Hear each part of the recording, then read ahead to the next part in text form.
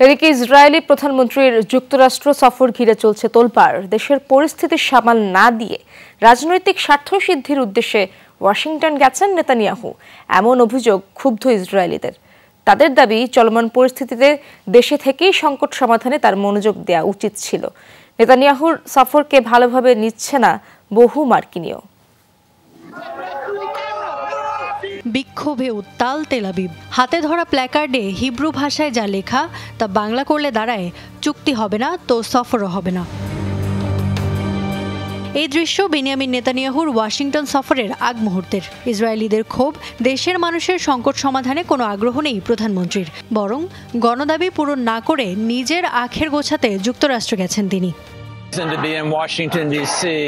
রাজনৈতিক স্বার্থ সিদ্ধি করতে ওয়াশিংটন যাচ্ছেন নেতানিয়াহু। তার কোনো অধিকার নেই এই মুহূর্তে যুক্তরাষ্ট্র যাওয়ার।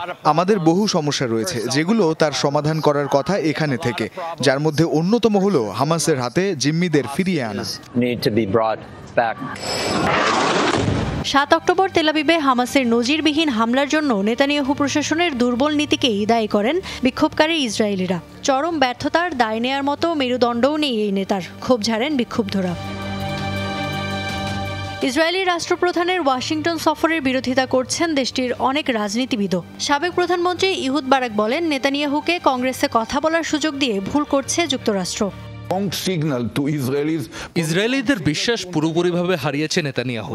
তার মতো ব্যর্থ একজনকে কংগ্রেসে আমন্ত্রণ করে ইসরায়েলিদের কাছে ভুল বার্তা পাঠাচ্ছে যুক্তরাষ্ট্র।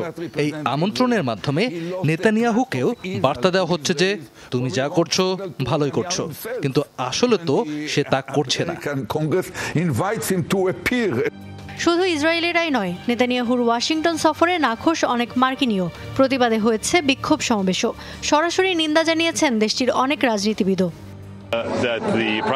নেতানিয়াহুকে বুঝতে হবে তার এই সফরকে অনেকেই ভালোভাবে নিচ্ছে না।